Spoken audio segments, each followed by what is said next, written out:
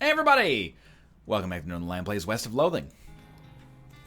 On this episode, look, I'm recording these with a long backlog because it's not Kerbal Space Program.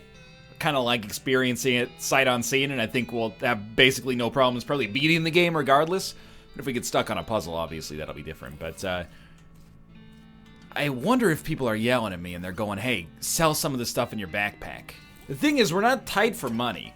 We probably should sell some of the stuff, but you never know. Like, we got rid of those needles, and then we were unable to pick some locks that would have led us to maybe complete a quest earlier. So, I'm kind of holding on to stuff that doesn't say, hey, just sell it. Anyway, we can pick the lock on the player piano player. You lift up the player piano player's coat to reveal the hatch on his back that leads to his innards. It's locked, but it's not a very good lock. So we pick the lock. You open the hatch and check out the machinery inside. There's obviously something wrong given all the plinking and sproinging and clicking noises coming out of the gears and stuff. It looks pretty complicated. Ah, I see what's wrong. We passed the skill check. You recalibrate some springs, rearrange some gears, and the machinery inside starts operating smoothly. The music improves immediately. Nothing to it. He sounds much better now. Dude, heck yeah. Maybe we'll play some poker in this episode too. Well, let's get our reward. Howdy, Nor. Anything I can get for you? Hey, Lloyd. We did find that this guy had something interesting behind the bar as well, but first, I fixed the player piano for you, or the piano player, player piano player. I think that's right. I thought so. He sounds much better. Thanks a heap. I'd offer you a free room in exchange, but you already got one. Sweet. I heard you had something interesting back there. I'm not sure what you're talking about. Maybe my info's too old. I found a note here from some travelers that passed through here about 8 years ago. Oh yeah, that was the previous bartender. He had a little trick he used to offer to show people. It's what got him fired eventually. The senator's wife wasn't amused. He rummages around under the bar for a minute, then blows the dust off a tiny piano about 9 inches tall. Here, you can keep the piano so long as you don't ask me about the trick. Interesting. It's a miniature piano. It would be the right size for a foot-tall tickler of the ivories, but the winding key on the side seems to indicate that it plays itself. The piano isn't playing right now. Want to turn it on? Yeah. You wind up the crank and the piano starts tinkling. So merry, so tinkly.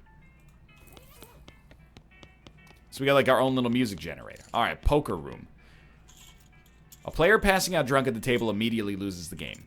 A player holding a 5 of spades must draw a new hand of cards. A king is twice as valuable as a 6. Any player with more than 7 cards in their hand must draw an additional 34 cards. I get it. It's, you're having a joke. There's an empty seat at this table. This table's full up. No room at this table. No people at that table. Let's play some poker. You sit down at the poker table. A dealer emerges from somewhere in the back and sits down next to you. The lady to your right introduces herself as Jesse, and the player to your left says his name is Walt. Get it? Breaking Bad.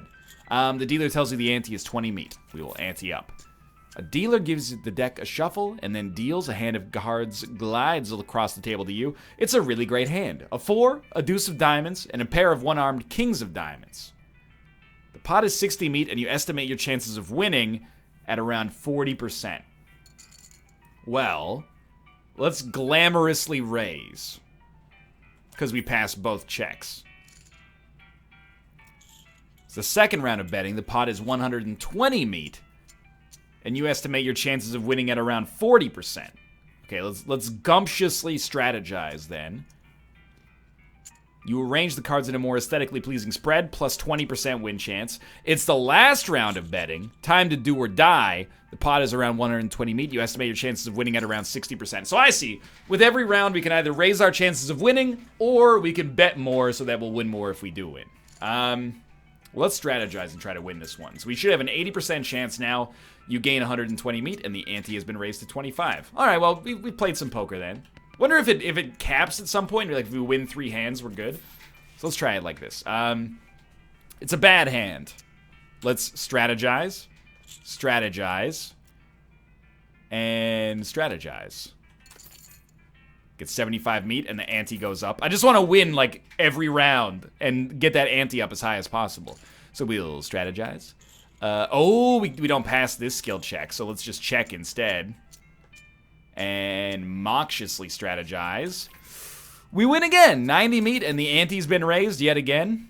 So basically, I'm not reading all this because all I'm doing is checking and then strategizing whenever possible. I'll call. That's fine. We're going to win anyway because of gritting our teeth and strategizing. Guaranteed. You lost! Basically, I want to see if there's like an achievement for getting this done. So, we should have an 80%, 90% win rate. Nice. How long can this possibly go on for? I'm just going to fold on this one because it sucks. You can know when to hold them, know when to fold them, know when to walk away, and know when to run. You never count your meat when you're sitting at the table. This is when you walk away. All right, you know what? We made some money there. We got a new setting. Oh, so we can turn stupid walking off. I see. That's nice of them. I kind of like it, though, at least for now. You got anything else? Doesn't seem like it. Okay, well, we got plenty of stuff left to, like, loot here. Or left to quest for. I mean, in particular, we're supposed to go to Gustavson Gulch and get dynamite for the railroad company. You find a flyer for a dynamite store up north. It's charged around the edges like it got blown up by an explosion. You mark the address on your map. You discover a new map location, Dynamite Dan's Discount Dynamite Dare House. Dynamite Dan, huh? Is the brother that is living at the top of the hill. Da da da da da da da. A fancy-dressed goblin steps forward. Hi, hello, being a mayor. Welcome. Now going away, please. The goblin seems friendly, but blocks your entry into the gulch. We'll talk to him with goblin tongue. Can I not coming in? Sorry, only for goblins being very private. So let's trick him into leaving with our hornswoggling skill. Hey, though, outside the gorge, I was seeing a thing you liking a lot. Oh? What thing? What thing do you liking a lot? Pies? There are pies all over out there being. This seeming dubious but would neglectful being to not checking it out. The mayor takes a fork out of his pocket and leaves. We are geniuses. This sign says nothing interesting in goblin.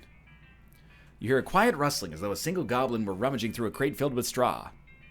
Go in and beat the straw out of it. I'm sorry, goblin. You didn't deserve this, all right?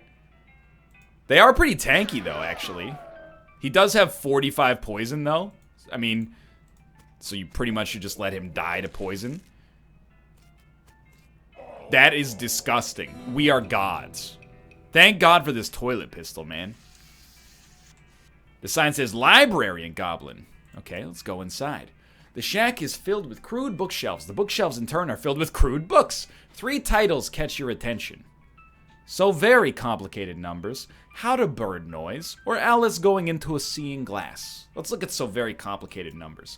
All you can tell about this book is it concerns extremely high-level mathematics. You don't have the vocabulary to understand any of it, and you probably still wouldn't if it was written in English. Your brother would probably love it.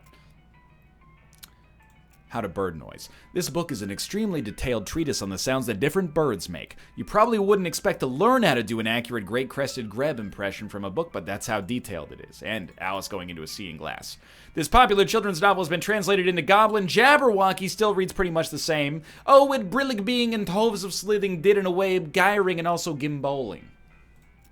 And that's gonna do it for the library. Female cactus? Female cactus? What does the sign say? Delicatessen, we must go in. It's locked. All right, well, a lockpick, see what we get. Goblin sandwich. I said, do you speak of my language? Just smiled and gave me a goblin sandwich. Increases moxie, but decreases muscle and mysticality. Probably will sell, unfortunately. Storage. The shack is filled with thousands of tiny cabinets, each labeled with a number in goblin.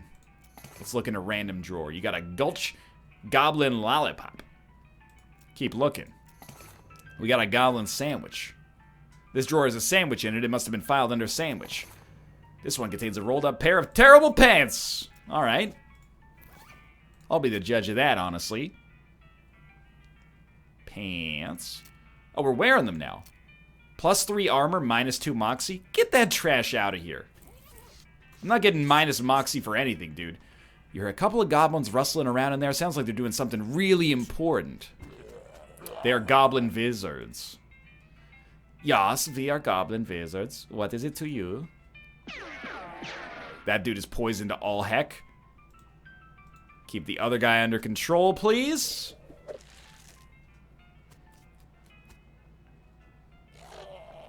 And then we will just be commencing with the shooting of you now. So you're at 28. We need to do 13 damage. Yeah, 41 will do it. That's fair. We got 30 experience. You look around the building, but it turns out to just be full of rotting fish. Mayor's house. Obviously, we're going to check it out. The shack contains a bed and a desk. Investigate the desk. The desk is strewn with folders. You notice one says important secrets on it. Read the important secrets. You learn a variety of secrets, though there's only one that actually is pertinent to the circumstances, in that there's a spare key to the treasure cave in drawer 69105 in the storage hut. 69105 in the storage hut. Storage, okay. 69105. You got Gustafsson Gulch treasure cave key. And then we'll go look at the mayor's bed, although I'm scared of what we might find. It's made of cactus logs with a blanket made of woven together cactus needles. That can't be comfortable. Well, that's, you know, honestly, who am I to judge? You press your ear to the door and hear somebody delivering what sounds like lines from Hamlet, except in goblin tongue. From this vantage point, you also notice a sign next to the door reading backstage entrance here it being, with an arrow pointing to the back of the building. Obviously, we're going to go to the backstage to recite Hamlet in goblin. You sneak backstage and watch the play from behind a curtain. Not only is it a goblin version of Hamlet, it's also been rewritten as a one-man show. To being or not to being? Oh, that is a question. Could it better thinking to suffering a crazy things in arrows? Or fighting so many bad things for stopping them because fighting? To dying, to sleeping, hey, dreaming maybe. But, oh, problems. If dreaming crazy when living, what dreams having after dying? Wow, pretty weird probably. Keep watching. You watch for a while. The bits where the actor has to do a sword fight with themselves are pretty entertaining. You gain 20 experience. Now slay them all. Oh, okay, so we let them live. This sign says cafe in goblin. You listen at the door but don't hear anything. The door is locked, so we cannot enter. 1 second. Guard barracks. Obviously we will fight them. This time we got 3 of them. That's too many. Does the cactus? Yeah, the cactus blocks that one dude. So we want to kill melee jerk. If it does 33, he's dead. Do we have anything that gives us AP?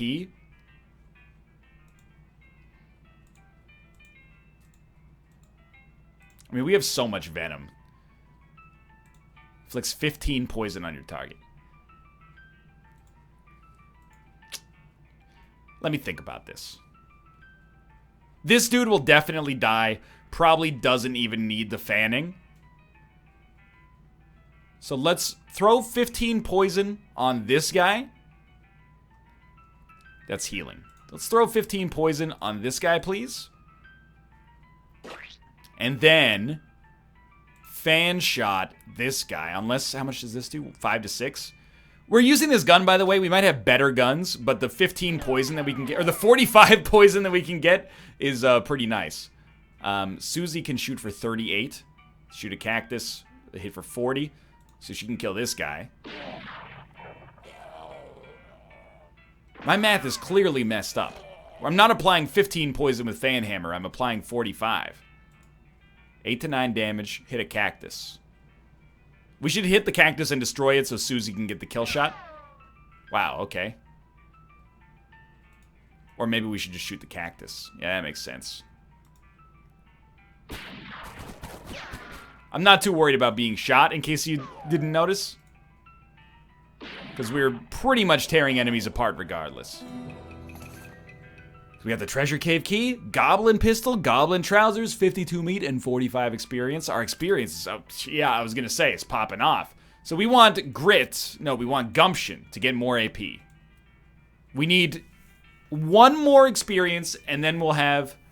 What's our AP at right now? How do we see this? Maximum AP 4. We need to get 1 more level. So we need 320 experience. Then we can do our stat buff, followed by... fan hammer every time, but it is getting pretty expensive. And then inventory, get the goblin trousers out of here. Goblin pistol, 1 to 15 damage, good god. With no poison, so we can't do that. This is probably our treasure cave. Yeah. The sign says treasure cave, this door to remaining locked at all times in goblin. We'll unlock it and then head inside. Okay, I mean, a little spooky.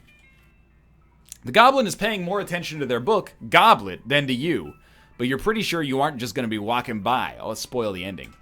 Hey, Goblin, good book. What think you about how Goratio was only surviving one at the end? Everyone else dying. Poisoning, sorting, pow, blam. Ah, no, wow, spoilers. The guard runs out of the cave with their hands over their ears. You gain 20 experience. Easy money, dude. The goblin guard is whittling a little bird call, but they're not too busy to beat you up if you try to get past them. Let's try out our new bird call skills. You duck behind a stalagmite and do your great crested greb impression. Oh, gasp, a great crested greb, wow. 20 experience. Unlike the other two guards, this one is being very attentive and seems very suspicious of you. Also, unlike the other two guards, they have a name tag that says Gene. Fight Gene. 85. My dog has 85 HP. He's wearing some pretty sick cactus armor there, I gotta be honest with you. But if he's not immune to poison, he's gonna get whittled like no problem. Yeah, he's done. 60 poison damage. It's out of control. I think we accidentally stumbled across like an amazing build. It's a rare and valuable treasure chest cactus. Be careful, these things are pointy. Open it. 1100 meat. This one looks heavy as well as pointy. A year's supply of dynamite. Exactly what we needed. We don't have enough needles to pick the lock here, so we're out. I kind of want to like say hi to the mayor and let him know that we murdered everyone in his goblin village, but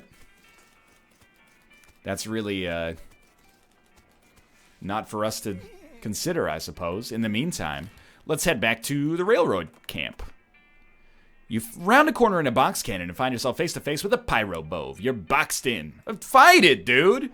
It's 46 damage. Oh, I'm so scared of 46 damage. Oh, wait, never mind. No, I'm not, because we freaking kill everything in negative 20 hits regardless. I mean, like, look at this. We're destroying it. 15 XP, brass bull ring, cow fangs. Brass bull ring. Just sellable, it looks like. All right.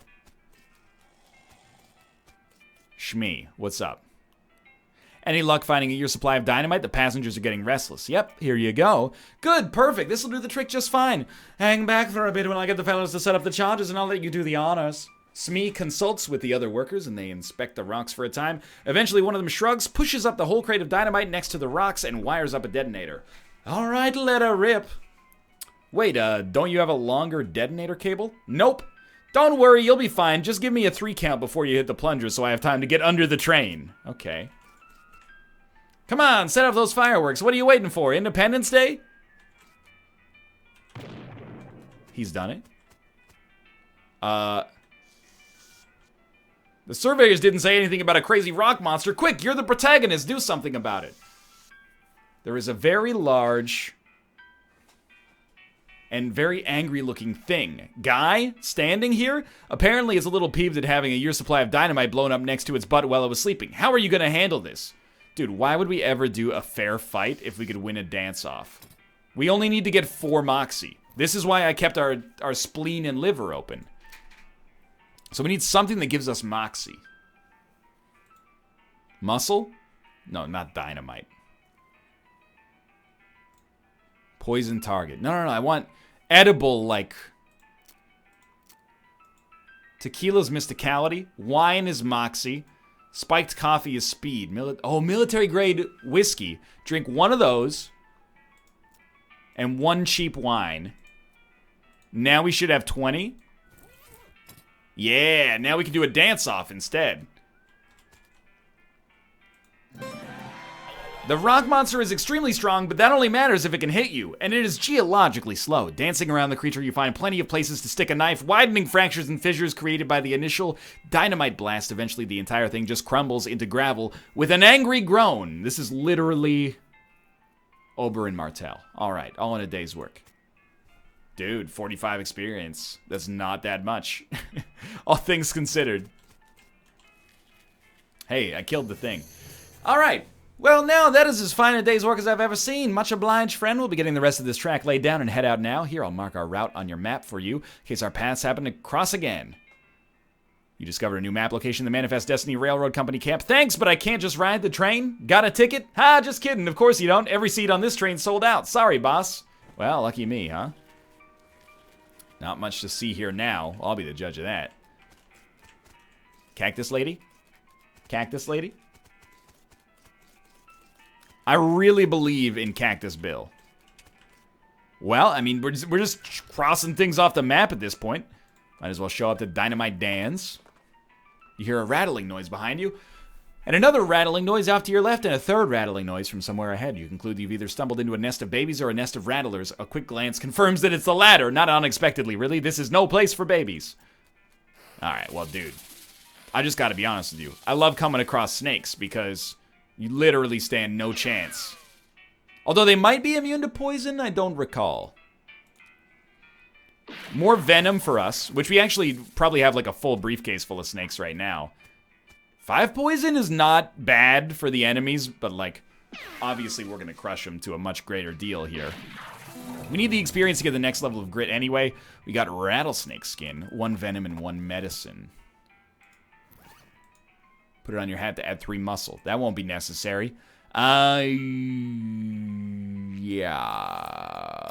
288. We need 32 more experience to hit the next level. Okay, we've gotten enough with stupid walking. It was fun while it lasted. We're on normal walks now. Dynamite Dance. A year's supply worth of dynamite, 4,500 meat. That's the easiest map location we've ever had. And let's just continue to work our way like north here. There's probably a few locations we haven't noticed, but we're going to chew through them pretty quickly here, I think. Discover a new map location, Snake Spring. You know what? Sure, take me to Snake Spring. Lady Cactus. I do not see. It's a coffee cactus. We need safe cracking. We need foraging. That is a snake vein. An endless stream of snakes pours out of a hole in the canyon wall. Grab a handful.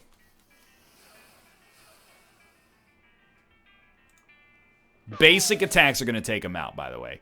So I shouldn't have doubled our attack on that one.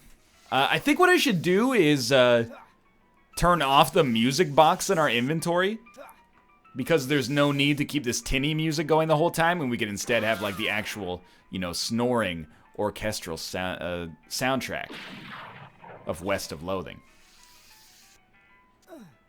So this might just be like an unlimited snake like regeneration location in case we run out of venom. 40 XP, venom and medicine. They're still pouring out there, huh? So let's do a couple of things. First, not options, sorry. I don't even know. What's nerd mode?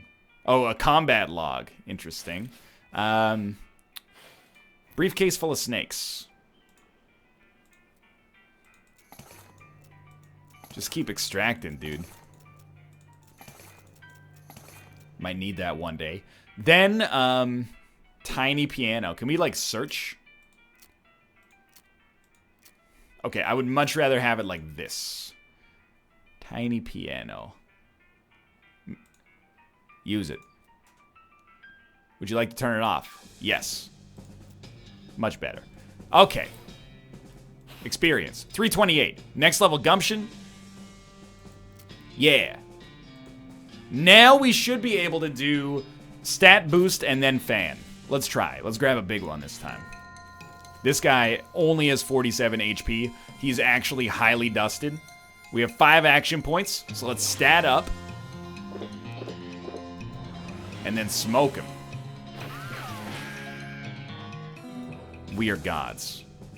Well, I don't think we need to, like... We don't need infinity snakes, I guess is what I'm trying to say. So we found Snake Spring. Let's go to the mine now. Well, here's an unusual sight. An old boat out in the middle of the desert. If this were a beach, you'd call it beached, but you can't call it deserted because there's someone in it. That someone is a skeleton wearing a helmet with horns on it. He looks pretty bored and is idly polishing the dragon-headed prow of a ship. You think maybe he's been here for a very, very long time indeed. It's pickpocket. What do you do? Oh, that's, well, unlikely. I mean, he actually isn't wearing any clothes except maybe some rags, and they aren't going to have intact pockets. And anyway, what would a skeleton have in his pockets worth stealing? What are you doing? You're going for it anyway? Okay, I have no idea how you managed to steal that skeleton's gold tooth without him noticing, but I can't deny that I am impressed. Nice. Fight might have gotten us a little more resource-wise, but less flavor text. Let's see what we got. This looks very familiar. There's a row of lockers here. Must have been used for storing the personal effects of the fellers who used to work for this mine. The first one is labeled Ellsbury William. That's the H.P. Lovecraft guy. And doesn't have a lock on it. The label on the second one is covered by some kind of white goo. The third one is labeled Ben Loose. Didn't we already have this one? Or was this, we did this in the Let's Look At, maybe. So we got Ellsbury's helmet. And then the white goo.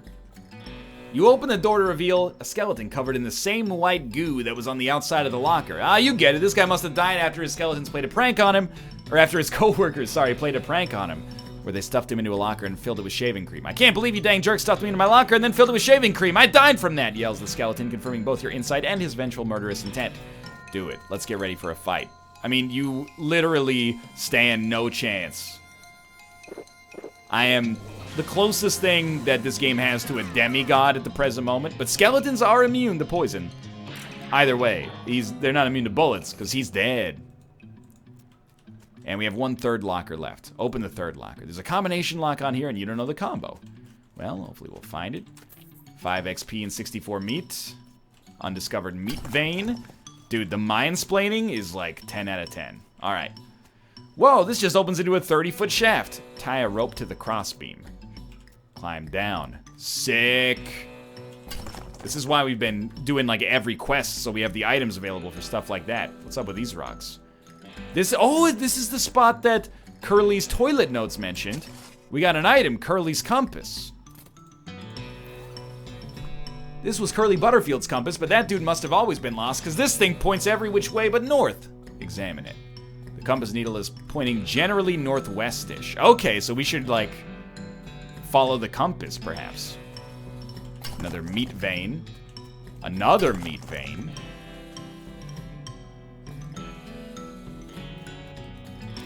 Dude, we're getting stacked down here. You don't like this one bit? You want to stop looking at this spiral right now? Well, dude. Oh, there's ghosts. This card looks like it's only partially real. Loot it anyway.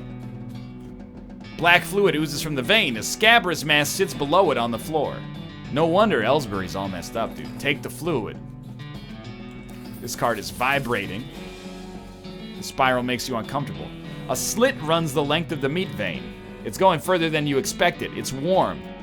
You're up into the shoulder when you feel it, a beating heart. Rip it out. Hell yeah. Free meat, dude. This card is frighteningly normal. We are out of control here. Oof, looks like this guy should have picked better friends. And we got yet another pickaxe. Well, this place was a dang gold mine. More like a dang meat vein, I suppose. But for now, let's head back to Dirtwater. We gotta be closing in on finishing our Dirtwater plays here, I think. As you turn a corner, you come face to face with 3 bandits pushing a large barrel marked TNT down the trail. The 4 of you stare at each other for a moment, unsure of how to deal with this potentially violent happenstance. I mean, let's trick them out of some of their gear. Ooh, good thing I caught up to you guys. The sheriff's looking for 3 fellas dressed like bandits pushing a barrel. If he sees you like that, the plan's bust. Hell in tarnation, what should we do? Well, I reckon he's looking for 3 fellas dressed like bandits, right? Not 2 fellas dressed like bandits and 1 fella in his underwear. Hey, there's some good thinking. Thanks, partner. So we get a pistol, a black hat, and some black denim pants.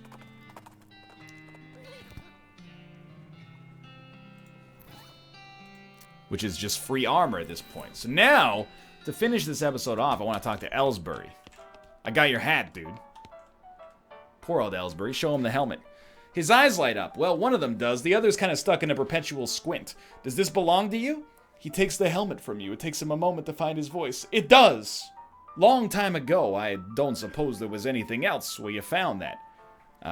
We also gave him a bottle of laudanum. Yeah, that's the stuff. Could I? Sure, give it to him. Cracks the bottle open and drinks deeply. After a few moments, his demeanor changes entirely. He looks like a man 20 years younger. Would you like to hear a story? Yes. Ellsbury tells you a tale about a distant undercity sea where giant beasts are besieged by miniature wizards. Something about that story. You really lost yourself in it. Thank you, Ellsbury. If you ever want to express your gratitude in a more tangible way, you know the trick. I think he wants us to give him some meat. Goes back to listening to the piano. Got some medicine for you? Yeah, here you go. Oh, he wants us to give more laudanum, I guess. Ellsbury tells you a tale of a rider who gets lost in a long-forgotten castle inhabited by feral horses. Thank you, Ellsbury. Yeah, here you go. Ellsbury tells you a tale about a mysterious realm where miniature spirits hunt and eat feral cows. Thank you, Ellsbury. No medicine. Sorry, Ellsbury. Well, if you find any, you know where I'll be. Sweet. Hey, for now, thanks for watching. That's going to do it for this episode of West of Loathing. If you enjoyed it, of course, you can pick up the game on Steam, as located in the video description below, or click the like button. It helps me out a great deal. Subscribe if you want to see more, and thanks for watching. I'll see you next time, partner.